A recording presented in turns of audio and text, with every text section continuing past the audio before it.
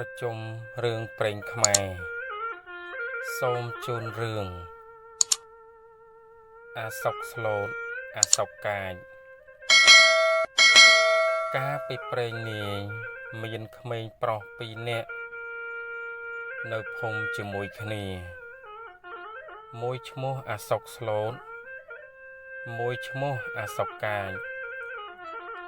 ឯអាសុកកាយចិត្តអាក្រក់បើលេងល្បែងអ្វីនឹងក្មេងផងគ្នារោគតែរឿងឆ្លោះជេរវាយគេមិនដែលខានម្ដាយឪពុកអាសុកកាយនោះជាអ្នកក្រនបាមានស៊ីមានចាយកាន់ជើងអាសុកកាយជាកូនណាស់បណ្ដាជនក្នុងភូមិនោះខឹងស្អប់អាសុកកាយពំពេងអាសុកស្លូតកំព្រាឥតមេដាបៃតាមានតែជីដូនក៏ចាស់ជរាលំបាកក្រៃពេកអាសុកស្លូតនោះបានលេងល្បែងអ្វីនឹងក្មេងផងគ្នាក្នុងភូមិនោះពុំដែលឆ្លោះប្រកែកដល់ម្ដងឡើយបណ្ដាជនក្នុងភូមិនោះអាណិតស្រឡាញ់ឲ្យចំណីស៊ីខុសអ្នកនេះអ្នកនោះឲ្យមិនដែលលួសខានម្លោះហើយអាសុកកាចនោះច្រណែននឹងមួម៉ៅក្តៅចិត្តរឹតតែកាចឡើងជេរវីកូនគេឥតកោតញញើតចាស់នឹងចាស់ឆ្លោះគ្នាព្រោះតែកាន់ជើងកូនរៀងខ្លួនលុះអាសុកស្លូតនិងអាសុកកាចចម្រើនអាយុធំឡើងអាសុកកាចនិយាយបបួលអាសុកស្លូតថាវើយើងចង់នាំគ្នាទៅកាប់ឫស្សីលួសរនៀបត្បិតផ្ទះអាសុកស្លូតឯងបាក់ពុកអស់ហើយអាសុកស្លូតថាអញគ្មានប្រដាប់កំបិតឲ្យជាមុតមមទេទាំងអង្គត្រីសាច់ថ្នាំជក់ក៏គ្មានផងសពថ្ងៃរោគបានព្រឹកខ្វះល្ងាចអាសុកកាចថាកុំបាច់យកមហូបចំណីថ្នាំជក់កំបិតគ្រប់ប្រដាប់ទៅឡើយធានាលើអញទាំងអស់ឯងមានតែខ្លួនចោះថាហើយក៏បណ្ដើរគ្នាទៅដល់ផ្ទះអាសុកស្លូតហើយអាសុកស្លូតនិយាយប្រាប់ជីដូនថាបងសុកគេបបួលខ្ញុំទៅកាប់ឫស្សីលួសរនៀបប្រដាប់ប្រដាអាហារភោជននៅលើគេទាំងអស់ខ្ញុំមានតែខ្លួនទៅជីដូនខត់ថាចៅកុំទៅព្រៃឫស្សីនោះស្ងាត់ណាស់អាសុកកាចថាមិនអីទេយាយផ្ទះយាយពុកបាក់អស់ហើយ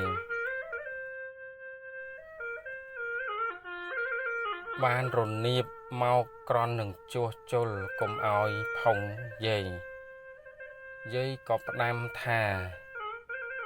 ចៅទៅក៏ទៅចោះតែចៅមើលថែតំប្អូនផងអាសុកស្លូតអាសុកកាចវិចបាយសំណុំគ្រប់ប្រដាប់សម្រាប់កាប់ឫស្សីលួសរនៀបចេញទាំងពីរនាក់ទៅដល់ព្រៃឫស្សីកាប់បានហើយលួសរនៀបអាសុកកាចបានរនៀបតិចអាសុកស្លូតបានរនៀបច្រើនហើយឈប់សម្រាកស៊ីបាយទាំងពីរនាក់អង្គុយទល់មុខគ្នាអាសុកកាចគិតថាជីវិតឯងមកជាស្លាប់នឹងដៃអញឥឡូវនេះគិតហើយក៏ចាប់កំបិតបន្ទោះចាក់ចំភ្នែកអាសុកស្លូតកំពុងស៊ីបាយអាសុកស្លូតស្រែកយំថាហេតុដូចម្ដេចក៏មកចាក់ខ្ញុំអាសុកកាចឆ្លើយថាឯងរោគរបររបស់ឯងហើយមកស៊ីបាយអញទាំងរនៀបក៏បានច្រើនជាងអញអាសុកស្លូតឆ្លើយថា កាលបងបបោខ្ញុំមកកាប់រស័យលួសរនៀបខ្ញុំគ្មានអីទេបងឯងធានាបាយមហូបគ្រប់ប្រដាប់នៅលើបងឯងទាំងអស់បានជាខ្ញុំមកឥឡូវបងឯងចង់យករនៀបទាំងអស់ក៏យកចោះគុំតែសម្រាប់ខ្ញុំអសុកកាចឆ្លើយថាឯងនេះម៉ត់រឹងណាស់អាភាវនាទៅថាហើយអសុកកាចក៏ចាប់កំបិតបន្ទោះចាក់ភ្នែកអសុកស្លូតមកខាងទៀតឈាមបាញ់ហូរស្រក់ជោកមុខជោកដើមទ្រូងងងឹតភ្នែកទាំងពីរខាងឈឺចាប់ពើតជាខ្លាំងណាស្ដាយជីវិតខ្លួនណាគិតដល់ជីដូនចាស់ជរាកំព្រានៅផ្ទះតែម្នាក់ឯងអសុកកាចឯងទៅឲ្យត្រីវាស៊ីទៅថាហើយច្រានអាសុកស្លូតទៅចិត្តមាត់បឹងហើយធាក់ទម្លាក់ទៅក្នុងទឹកស្ទឹងកំពង់ហរអសុកកាចក៏គិតថាអសុកស្លូតមកជាស្លាប់ហើយក៏ប្រមូលរនៀបទាំងអស់ចង់បាច់វិលមកទៅវិញដាក់រនៀបហើយហោះទៅនិយាយខ្លែងកុហកប្រាប់ជីដូនអសុកស្លូតថាចៅយាយខ្លាខំស៊ីទៅហើយយាយឮអសុកកាចប្រាប់ថាខ្លាខំស៊ីចៅក៏ទួញយំសោកបោកខ្លួនហៀបនឹងខ្សែជីវិតអសុកកាចរីករាយសប្បាយចិត្តហើយក៏ដើរលេងចិត្តផ្ទះដូចធម្មតាចិត្តក្លាហានរោគតែរឿងឆ្លោះនឹងគេតពីនេះដំណើរពីអសុកស្លូតគ្រាដែលអសុកកាចចាក់ឆ្កៀលភ្នែកទាំងពីរខាងហើយវាធាក់ទម្លាក់ទឹកស្ទឹងហូរនោះអសុកស្លូតហែលបណ្ដែតខ្លួនតាមខ្សែទឹកហូរទៅក៏ភាវនារោគតែពុទ្ធោពុទ្ធោពុំដាច់ពីមាត់គ្រានោះមានអាស្រមអ្នកតាមួយនៅក្នុងព្រៃរំលងចិត្តមាត់ស្ទឹងនោះមានមហិទ្ធិឫទ្ធិខ្លាំងពូកែណាស់មានក្រពើធំមួយតំណែងជាមនុស្សបានដេកនៅក្រោមអាស្រមអ្នកតាជាក្រពើអ្នកតាក្រពើនោះដល់ឃ្លានអាហារក៏វាចេញមកក្នុងស្ទឹងស្វែងរកអាហារវាហែលច្រាស់ទឹកហែលទៅប្រទេសអសុកស្លូតហែលបណ្ដែតខ្លួនតាមខ្សែទឹកមកក្រពើថាលៀបធំណាស់អញមករកអាហារថ្ងៃនេះប្រទេសបានមនុស្សស៊ីក្រពើស្ទុះហែលទៅចិត្តឮមាត់ថាពុទ្ធោពុទ្ធោក៏សង្ស័យក្នុងចិត្តមើលទៅភ្នែកទាំងពីរឃើញធ្លុះរោគប្រស្រីគ្មានក្រពើគិតថាគួរអញយកទៅថ្វាយលោកតាអញកុំស៊ីមនុស្សនេះហើយក៏មុជកលអសុកស្លូតឲ្យនៅពីលើខ្នងហែលត្រឡប់មកដល់អាស្រមវិញហើយតំណែងខ្លួនជាមនុស្សដឹកនាំខ្លួនអសុកស្លូតទៅថ្វាយអ្នកតាសួរអសុកស្លូតនោះក៏ថ្វាយបង្គំរីរឿងតាមដំណើរគ្រប់ប្រការប្រាប់អ្នកតាសពគ្រប់ហើយមានចិត្តមេត្តាអសុកស្លូតនោះពន់ពេកលោកថាអូអសុកកាចអើយចិត្តអីអាក្រក់ម្លេះណាស់ហើយចៅសុកស្លូតឯងកុំភ័យសឹមតាជួយសង្គ្រោះឲ្យចៅរស់ជីវិតភ្នែកក៏ភ្លឺដូចដើមបានទៅជួបជីដូនឯផ្ទះវិញ ថាហើយកប់សំថ្នាំដាក់ភ្នែកសោតទឹកមុនផ្លុំភ្នែកចៅសុកស្លូតនោះក៏បានភ្លឺដូចដើមទៅអ្នកតាក្តាប់ដីខ្សាច់មួយដៃសែបទឹកមុនផ្លុំ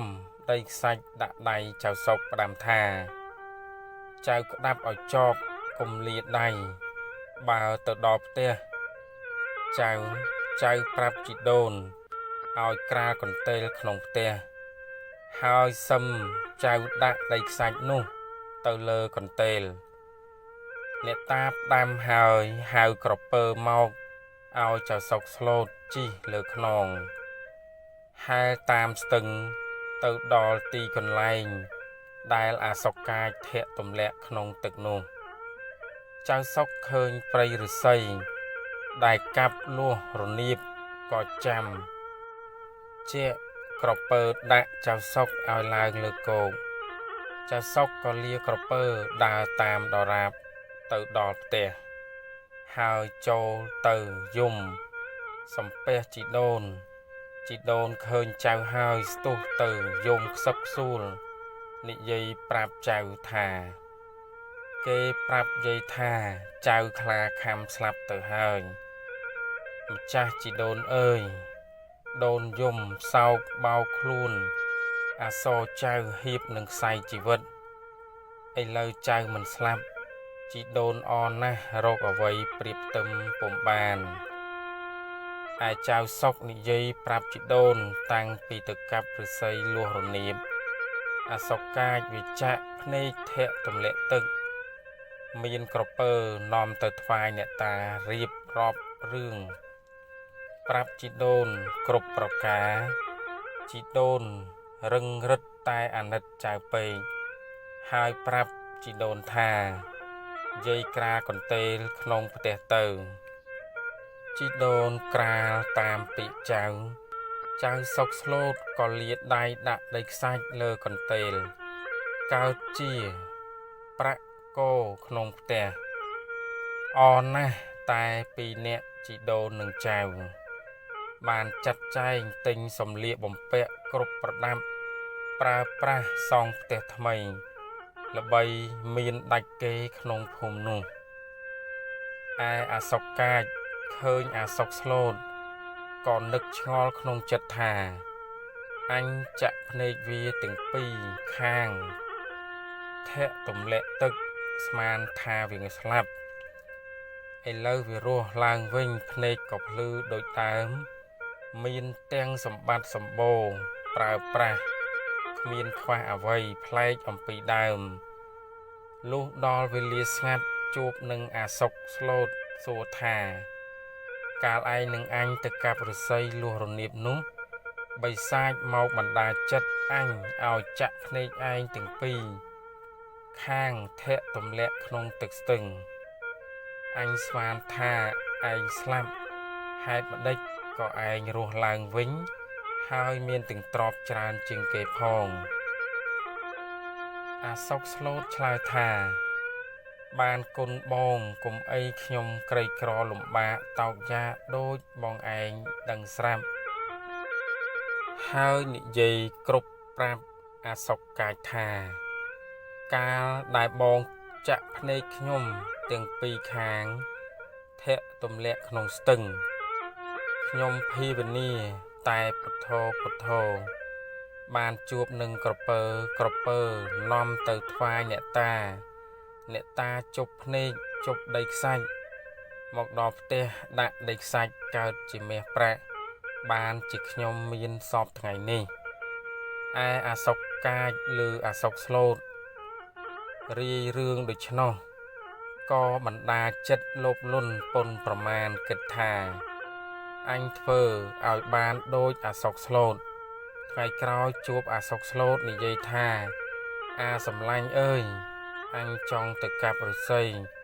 លួសរនៀបនៅព្រៃដែលយើងទៅកាប់នៅកន្លែងមុននោះឯបាយទឹកអាហារភោជនថ្នាំជក់កំបិតតូចធំប្រដាប់កាប់ឫស្សីលួសរនៀបនៅលើអញទាំងអស់ឯងមានតែខ្លួនទៅបានហើយអាសុកស្លូតថា ក្រែងសម្លាប់អញទៀតអសុកកាចថាមុននោះខ្មោចកំរើលវាចូលឲ្យអញងងឹតមុខអញចាក់ឯងដោយមិនដឹងខ្លួនសោះឯងគុំប្រកាន់នឹងអញអសុកស្លូតថាចាំខ្ញុំជូនទៅត្បិតបងសុកឯងមានគុណនឹងខ្ញុំច្រើនខ្ញុំមានសម្បត្តិទ្រព្យលុះព្រឹកឡើងអសុកកាចស្ពីបាយសំណុំមានគ្រប់ប្រដាប់ដូចមុនហើយបណ្ដើរគ្នាដល់ព្រៃឫស្សីលុះកាប់បានពុះលួសរនៀបហើយអង្គុយស៊ីបាយអសុកកាចហុចកំបិតបន្ទោះទៅអសុកស្លូតថាឯងចាក់ភ្នែកអញមកខាងអសុកស្លូតប្រកែកពំព្រមចាក់អសុកកាចថាចាក់មកជើមិនអាណិតគ្នាផងសោះអសុកស្លូតក៏ចាក់ឆ្កៀលដូចគេឆ្កៀលក្រសាំងឲ្យខ្វាក់ភ្នែកមកខាង